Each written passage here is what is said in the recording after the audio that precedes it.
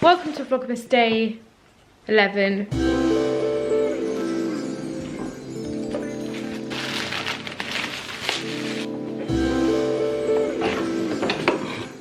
Vlogmas is a go. Thank Currys for saving the day. Let's open Gusto for the week. I'm excited about this one because I feel like I chose really healthy choices. Also, I've forgotten what I ordered, so it's nice to remember. Okay, we've got creamy chorizo and bean stew with ciabatta. That's great. That sounds nice, doesn't it? We've got southern style butter bean and bacon soup with crispy kale. We've got giant couscous minestrone with basil oil. And we've got a Thai style spiced chicken thigh leek and potato soup. They all sound delicious, but they are all stewy, liquidy, soupy dishes. It's winter, you know, when you want some comforting food in the cold months. I'm really excited about cooking all of those. I'm gonna put all my ingredients away.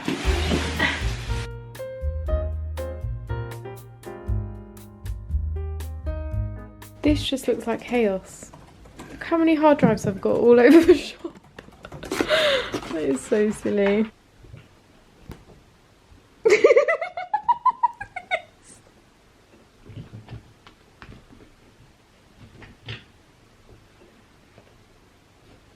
You got it! You got it! You got a baby seal!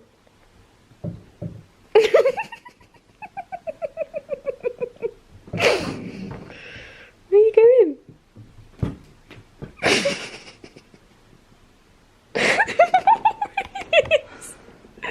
You're such a funny boy. I need to make those eggy things today because I need to use the... Have you already got one off? No, I've got those. Oh, how many eggs want? Yeah.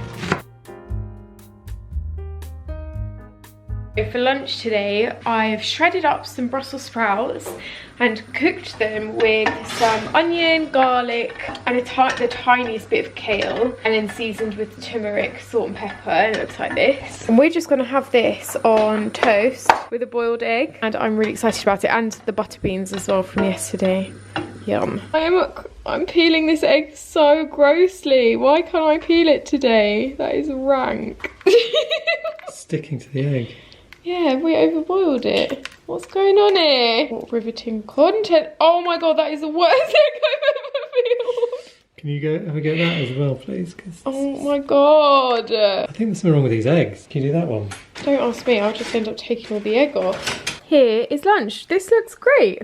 Once the egg is open on top, it's gonna look fantastic. I've come up to my office to sort some stuff out. This room is... It's an absolute tip. I can't keep on top of it, especially this month. That's so weird. My camera looks like it's focusing on something in the background here, but there's nothing there. But it's like moving around like it's focused on a ghost. That's so weird. Oh my god, look at this. Can you see that? It's like focusing on something that... Oh, it's gone. Okay, the ghost has gone. That was so weird. It's still not focused on me. Yeah, I am so bad at letting my office just get to an absolute state, and then it takes me so long to be able to clean. At some point, it's on my list of things to do in Vlogmas, is to sort out my 2024 goals for the year in like every aspect. Goals for work life, personal life, relationship life, perhaps next week at some point in Vlogmas. But on that list, I absolutely have to put like 5 minutes a day tidying my office so that it doesn't get to such a state. But I've just carried loads of stuff up here because I've got loads of Christmas presents that I need to sort out. I've made such a good dent in my Christmas shopping this year, but there are still... It just feels like it's kind of never ending, to be honest. I feel like now that all my friends are having babies, there's just so many kids to buy for, and I have no idea what to buy children for Christmas. Like, I don't know what they want, and I also don't want to, like, I'm very aware of cluttering up my friends' houses with toys that the kids will grow out of. Like, I don't want to give them just stuff. So if anyone has any good ideas of like what you're buying for little people this Christmas, I've got a couple of friends' sons who are like 4 or 5 years old. I've got my best friend's baby who, he's like just over a year. Actually, I bought him a couple of really cute things, so I'll show you those when they arrive, because I don't think she watches my vlogs. I've got my niece to buy for. I've nearly finished her stuff, but again I really struggled because she's like 2.5, super playful, but I don't want to just get her loads of toys that are going to clutter up the place, and a lot of kids toys are aimed at like 3+, so once she hits 3 next year I'm going to have so much fun buying for her, but until then I'm just a bit like, what do you buy? What do you buy? If you are a parent, do let me know what is like a good option to get children for Christmas this year. In this huge box is a present for G and a present for G's mum. Oh my god. So good. So I got G's mum one of my wearable blankets just because I thought it was such a good gift. So I'll link it down below. I think it is the same colour as mine, but she's a proper bookworm who likes to be snug on the sofa, so I'm really hoping she will like that. G also bought her some really nice Birkenstock slippers, so yeah, she's going to be all set to be nice and cozy this Christmas. Haha, also in here is my pink dye that I still haven't dyed my eyebrows, but that is what that's for. Oh, I'm so excited for all the presents I've bought this year. I don't know how many of these I'm going to be able to show right now because I'm aware that some people watch my content. What I am going to do as well maybe next week is do wrapping, like wrap with me, and I've got some nice ideas for kind of wrapping decorations, so maybe you could stick that on and we could wrap our Christmas presents together the week before Christmas. When is Christmas? It's not next week, is it? It is pretty much next week. We've got this week and then next week, and it's on the Monday. Oh my god. Oh, I'm so excited about this. So for one of G's presents, I was a bit of a detective and I went through his Goodreads want to read list and I bought him some books that he wants to read. I'm really excited about it because he's been struggling with what to read recently, and he's probably forgotten he added all those to his list as well because he doesn't really use that website anymore. And this, basically just loads of books that he wants to read. I think that's such a nice idea of mine. I'm just going to pop them all in this big box so that they're all kind of nice and organised, so that I can keep all the presents I've bought in one place, not all scattered around.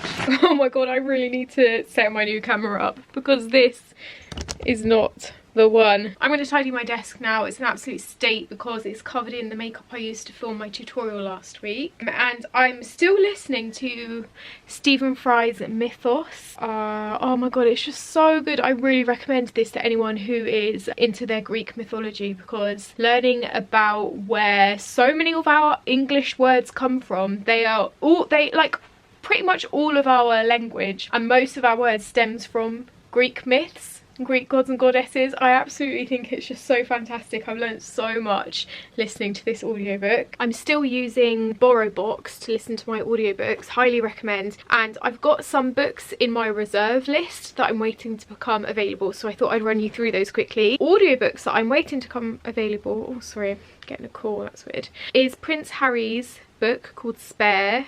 That becomes available on the 28th of January. I've been waiting for this book to become available for so long, like since it came out I think. That is on my list. Then we have Elliot Page's memoir called Page Boy.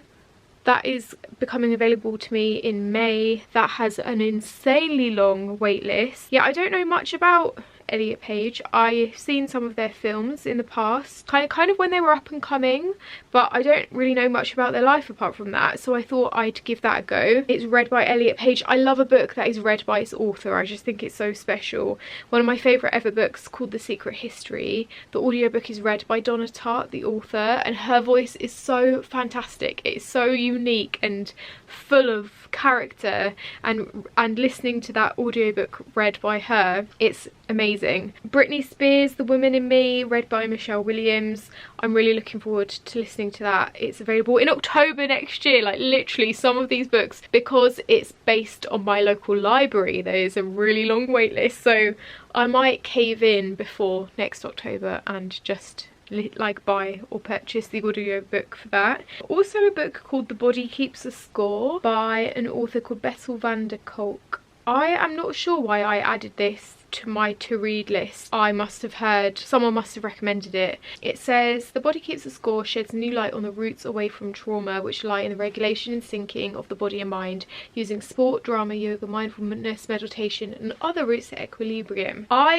As you can tell, I'm not a massive fan of fiction on audiobooks. I prefer to read my fiction physically. I find it quite hard to get into an audiobook that is a fiction one, which is why I tend to read more kind of memoirs or non-fiction, like kind of not self-help books, but like Darren Brown's Happy, that was fantastic on audiobook, and Mythos as well was great on audiobook because it's more kind of like little short stories and explanations. So they are some of the audiobooks that I've got coming up on my list. If you are into mudlarking, I really recommend the mudlarking audiobook. It's kind of good for London history. I tried to listen to Carrie Soto's Back by Taylor Jenkins Reid, but I couldn't get into it because it was fiction. I'm going to read that instead. I also tried listening to Ikigai, which I enjoyed but didn't grab my attention as much as others had. Oh, but then I did, the last audiobook I listened to was called I'm Glad My Mum Died by Jeanette McCurdy.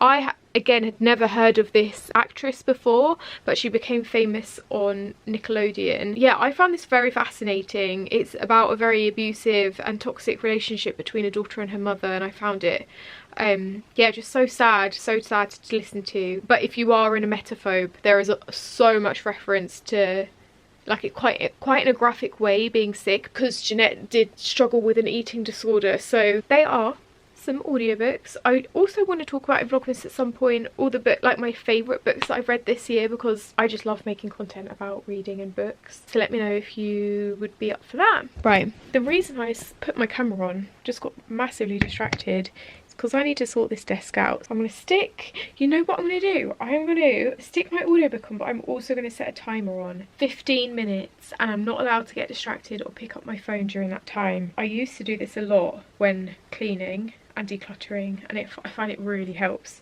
So I'm going to set my audiobook going and then set my timer. Each other with as visceral and implacable a hatred as the human world had yet witnessed.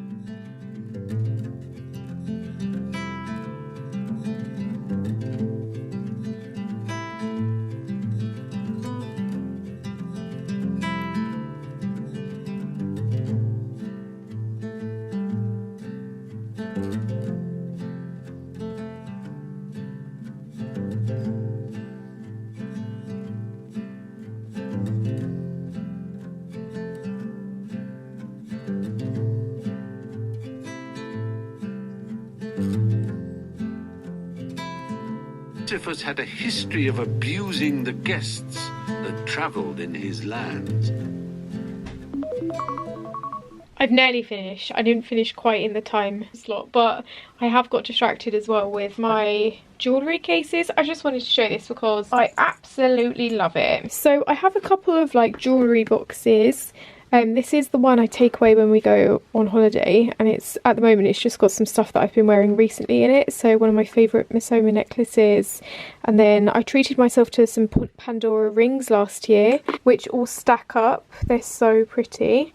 So yeah, this is kind of full of ones that I wear a lot. A lot of my wedding earrings are in here, and then this one is a slightly bigger travel case, which I've just added some dangly hoops to here.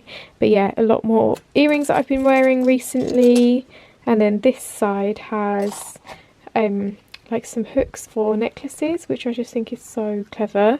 And then this one is my favourite. This is one I don't go into often. It's from Stackers. I think I got this from Amazon, and it's just such a beautiful, like, oh, it's got a feather in there. Such a beautiful, well-made case. So it has these sections here, and oh my god, I love my jewellery. Like, I'm not going to lie, most of this is very cheap. These are, I think, from Primark, very long time ago. I have got a couple of quite nice bracelets that I don't actually wear too often, and then some little cheeky rings down here. This is one that I purchased for myself when my last relationship ended. I just wanted to get myself a nice ring. Sorry if the focus isn't great. This camera is definitely broken. There we go. This was actually from Argos, but I think it looks a lot more expensive than that. Also, ignore my nails. I need to take my nail varnish off today. Yeah, I've got this Misoma one that I completely forgot about. This might have been my first ever necklace from Misoma, but it's like a evil eye, which I think is so pretty. I need to start wearing that again. And then this necklace, which was the first piece of jewellery that G bought me, and I think it's so cool. Okay, I think this will do for now. It's not perfect, it needs a bit of a wipe, but we're getting there. We're cooking our minestrone soup for dinner tonight, and I'm so excited because it means we get to use our new pestle mortar. I was very kindly gifted this at the Mexican event recently. It's like a proper stone, incredible, beautiful piece of kitchenware, and we haven't used it yet, so let's give this a try. Do I need anything else in there? Smash of cold water in a pinch of salt. Grind to a rough paste. Boys, what's up, mate? Whoa, this smells insane. Did I vlog this already? I can't remember. Maurice, what's going on? A soup, a tasty soup. Oh, can we watch my taboosh thing? Yeah. Look for that. Yummy minestrone. Bon appetit.